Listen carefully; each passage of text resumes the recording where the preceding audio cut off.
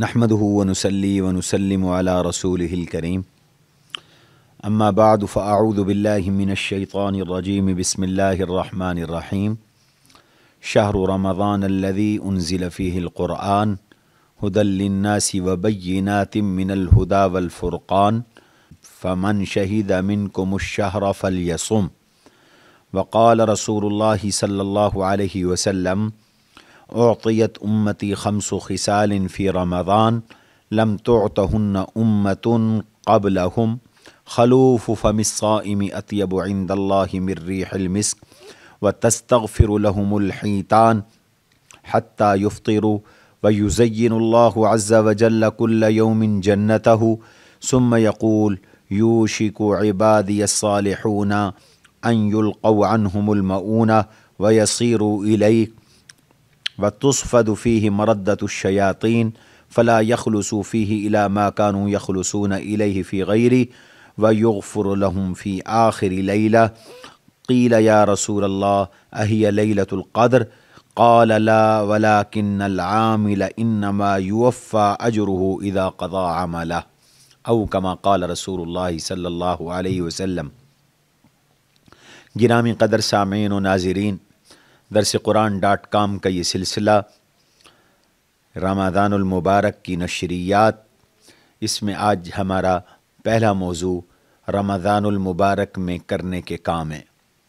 رمضان المبارک اللہ تعالیٰ کی طرف سے اس امت کے لیے خصوصی عطا ہے، جیسے قرآن اللہ کی طرف سے اس امت کے لیے تحفہ ہے، رحمت عالم صلی اللہ علیہ وسلم کی ذات و بالا صفات اس امت کے لیے اللہ کی طرف سے گفٹ اور تحفہ ہے۔ بالکل ایسے رمضان المبارک بھی اللہ تبارک و تعالیٰ کی جانب سے اس امت محمدیہ صلی اللہ علیہ وسلم کے لیے بہترین تحفہ ہے۔ رمضان کی حیثیت مہینوں میں ایسے ہے جیسے ہمارے ہندی مہینوں میں ساون کی حیثیت ہے، روحانی دنیا میں رمضان کی باقی مہینوں سے وہی مناسبت ہے جو ساون کی مہینے کی باقی مہینوں سے ہے۔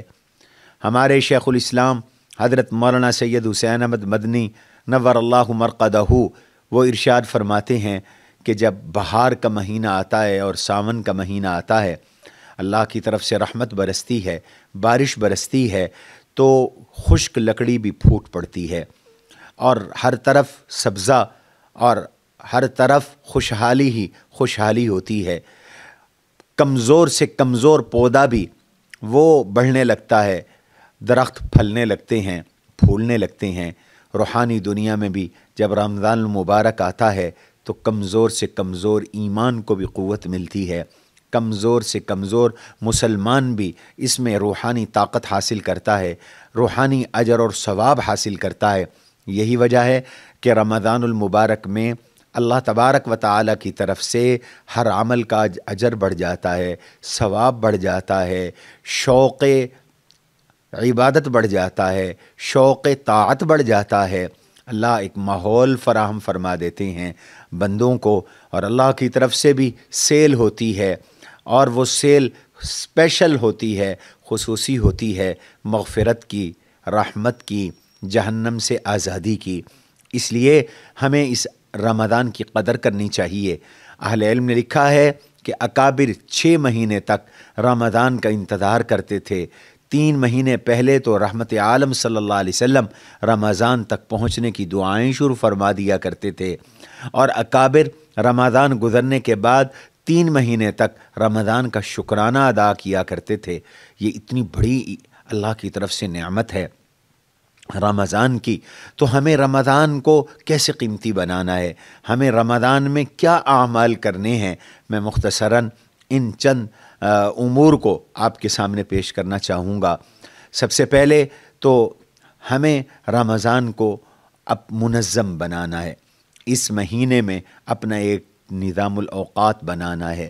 اس نظام الاوقات کے تحت ہمیں رمضان کے اوقات کو قیمتی بنانا ہے اور اپنا وقت ضائع ہونے سے بچانا ہے۔ رمضان میں اپنی عبادات کا بھی خیال رکھنا ہے، اخلاقیات کا بھی خیال رکھنا ہے، معاملات کا بھی خیال رکھنا ہے، اپنی جسمانی اور روحانی صحت کا بھی خیال رکھنا ہے۔ رمضان المبارک میں اللہ کے ایک ایک حکم کی تعمیل کرنی ہے، اور پہلے سے ہم نے یہ طے کرنا ہے کہ رمضان میں فرائض کی پوری طرح بجاوری ہوگی، واجبات کی پوری طرح ادائیگی ہوگی۔ یہ چونکہ ایک خاص مہینہ ہے، اس وجہ سے رمضان المبارک میں ادائیگی سنت کا اہتمام ہوگا۔ کوئی سنت جو میرے لیے ممکن ہوگی میں اس کو چھوڑوں گا نہیں، اس کو اختیار میں لاؤں گا۔ میں تمام واجبات کے ساتھ تمام سنن کی تعمیل کروں گا، تمام نوافل بھی میں ادا کروں گا، اور مجھ سے کوئی نیکی چھوٹنی نہ پائے اور مجھ سے کوئی گناہ ہونا نہ پائے، میں اس کا التزام کروں گا۔ اور بطور خاص چند وہ کام جن کی طرف رحمت عالم صلی اللہ علیہ وسلم نے امت کو متوجہ فرمایا، ان کاموں کا التزام کیا جائے۔ مثلا پہلا کام وہ تو قرآن کا حکم ہے، وہ جو فرضیت ہے، اور وہ ہے روزے رکھنا۔ اللہ تعالیٰ نے رمضان کے مہینے میں روزے فرض فرما دیے اور اعلان فرما دیا، فمن شہد منکم الشہر فلیصم، جو رمضان کا مہینہ پائے وہ ضرور روزے رکھے، وہ ضرور روزے رکھے، اس لیے کہ روزہ حصول تقوی کا ذریعہ ہے، روزہ روحانی تربیت کا ذریعہ ہے۔ اللہ تعالیٰ نے انسان میں دو طرح کی قوتیں رکھی ہیں، ایک حیوانیت کی قوت ہے اور ایک ملکیت کی قوت ہے۔ بہیمیت اور حیوانیت کبھی غالب آتے ہیں تو انسان درندہ صفت بنتا ہے، اور ملکیت کی صفت انسان میں غالب آئے تو انسان فرشتوں جیسے اعمال کرتا ہے۔ اللہ یہ چاہتے ہیں کہ یہ حیوانیت دبی رہے اور ملکیت کی طاقت ابھرتی رہے، اس کے لیے روزہ ہمیں دیا گیا۔ فرمایا روزہ رکھو گے تو اس روزے کے ساتھ حیوانیت، سبعیت اور یہ جو بہیمیت ہے، جو جانوروں والی اوصاف ہیں، یہ دبی رہیں گی اور فرشتوں والی اوصاف ابھرتی رہیں گی، جس کے نتیجے میں تقوی پیدا ہوگا۔ اور یہی فلسفہ ہے روزے کا۔ یا ایھا الذین آمنوا کتب علیکم الصیام کما کتب علی الذین من قبلکم لعلکم تتقون۔ روزے سے تمہیں تقوی نصیب ہوگا، اور تقوی ساری نیکیوں کا خلاصہ ہے۔ التقوی ملاک الحسنات، ساری نیکیوں کا مقصد حصول تقوی ہے۔ نماز کیوں پڑھ رہے ہیں؟ تقوی کے لیے۔ روزہ کیوں رکھ رہے ہیں؟ تقوی پیدا ہو جائے۔ حج کیوں کریں گے؟ تقوی پیدا ہو جائے۔ عمرے کے سفر پہ کیوں جاتے ہیں؟ تقوی پیدا ہو جائے۔ صدقہ کیوں ہے؟ تقوی ہو جائے۔ اور زکوٰۃ کی ادائیگی کیوں ہے؟ تقوی ہو جائے۔ اور تقوی ایک ایسی چیز ہے جس کو اللہ بہت زیادہ پسند کرتے ہیں۔ رحمت عالم صلی اللہ علیہ وسلم کے خطبات پڑھے، کوئی خطبہ ایسا نہیں ہے جس میں تقوی کی تلقین نہ ہو، تقوی کی ترغیب نہ ہو۔ قرآن اٹھا کے دیکھیں، جگہ جگہ قرآن تقوی کا ذکر کرتا ہے۔ تقوی پیدا کرو۔ جس میں تقوی پیدا ہو گیا وہ گناہ نہیں کرے گا، جس میں تقوی پیدا ہو گیا وہ جلوت میں بھی خلوت کے مزے لے گا، جس میں تقوی پیدا ہو گیا وہ مارکیٹ میں بھی بیٹھ کر خانقاہوں اور مسجدوں کے مزے لے گا۔ اس لیے قرآن نے جگہ جگہ تقوی کا ذکر کیا ہے، اور فرمایا تقوی ایسی چیز ہے اگر پیدا ہو جائے تو تمہارا دشمن بھی تمہارا کچھ نہیں بگاڑ سکتا۔ ان تصبروا وتتقوا لا یضرکم کیدہم شیئا، اگر تمہارے اندر صبر اور تقوی زندہ ہو جائے تو دشمن کی کوئی تدبیر تمہیں فیل نہیں کر سکے گی۔ سورہ آل عمران آیت نمبر 12 آیت نمبر 120 اللہ تعالی نے فرمایا، اور فرمایا تقوی پیدا ہو جائے تو تمہیں اللہ کی نصرت مل جائے گی۔ ان اللہ مع الذین اتقوا، سورہ نحل میں ارشاد خداوندی ہے۔ تقوی مل جائے تمہیں تو تم اللہ کے ولی بن جاؤ گے۔ واللہ ولی المتقین، اللہ تقوی والوں کے ولی اور حمایتی ہیں۔ یہ سورہ جاسیہ میں اللہ نے فرمایا ہے۔ سورہ طلاق میں اللہ نے فرمایا ہے، من یتق اللہ یجعل لہ مخرجا ویرزقہ من حیث لا یحتسب۔ تم تقوی اپنے اندر پیدا کرو، ہر مشکل سے اللہ تمہیں نکالیں گے۔ تقوی پیدا کرو، اللہ ایسی جگہ سے تمہیں رزق عطا فرمائیں گے جو تمہارے وہم و گمان میں نہیں ہوگا۔ تقوی پیدا کرو، تقوی۔ سورہ احزاب میں فرمایا یا ایھا الذین آمنوا اتقوا اللہ وقولوا قولا سدیدا یصلح لکم اعمالکم ویغفر لکم ذنوبکم۔ تم تقوی پیدا کرو، تمہارے سارے کام اللہ بنا دے گا، تمہارے معاملات اللہ ٹھیک کر دے گا، دنیا کے معاملات ٹھیک ہو جائیں گے، آخرت میں اللہ تمہاری مغفرت کرے گا۔ سمجھ میں آیا کہ تقوی دنیا کو بھی بنا دیتا ہے، آخرت کو بھی بنا دیتا ہے۔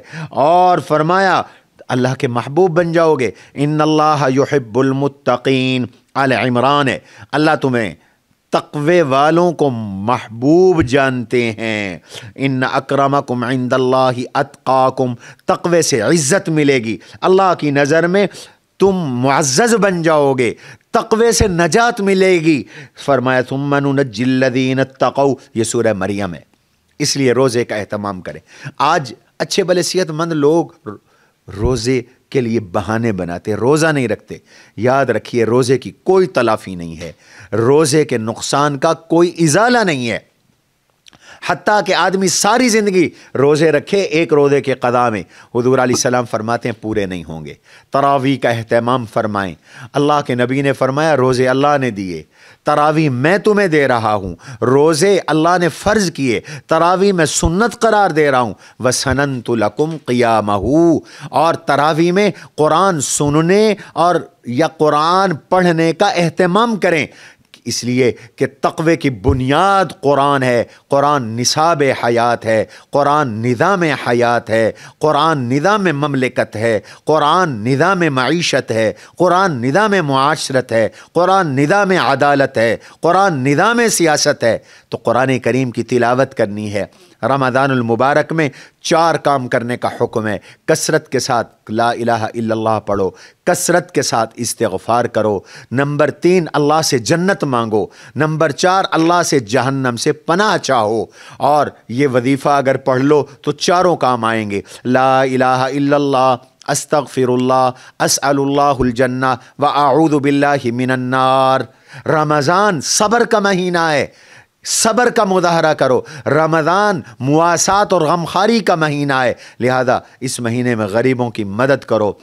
جو لوگ روزے رکھ رہے ہیں استطاعت نہیں رکھتے، ان کے سحر اور ان کے افطار کا بندوبست کر دو۔ صدقات کا اہتمام کرو۔ رمضان میں عمرے کے اہتمام کی کوشش کرو۔ حضور علیہ السلام نے فرمایا عمرۃ فی رمضان کحجۃ، رمضان میں عمرہ کرنے کا ثواب حج کے برابر ہے۔ رمضان میں اعتکاف کا اہتمام کریں، اللہ اگر توفیق دے تو اعتکاف کریں۔ 1 دن کے اعتکاف کا ثواب یہ ہے کہ اللہ جہنم سے 3 خندق مسافت پیدا فرما دیتے ہیں۔ اور رمضان میں لیلۃ القدر کی جستجو میں رہیں، تلاش میں رہیں۔ اور زکوٰۃ کا اہتمام کریں۔ زکوٰۃ تو جب سال پورا ہو فرض ہو جاتی ہے، لیکن رمضان چونکہ ایک ماحول ہے تو اس میں عمل کا اجر بھی بڑھ جاتا ہے، تو زکوٰۃ کا اہتمام کریں۔ اور آخری گزارش یہ ہے کہ ہمارا سب سے بڑا نقصان وہ وقت کے ضیاع سے ہوتا ہے۔ رمضان میں اپنا وقت ویسٹ نہ کریں، سوشل میڈیا سے احتراز کریں، میڈیا سے احتراز کریں۔ کوشش کریں کہ آنکھ غلط نہ دیکھے، کان غلط نہ سنیں، زبان غلط نہ بولے، دماغ غلط نہ سوچیں۔ اللہ میرے اور آپ کے رمضان کو قیمتی بنائے۔ اپنی رمضان کی دعاؤں میں مجھ عاجز کو اور میرے کاموں کو بھی یاد رکھیں۔ وما علینا الا البلاغ۔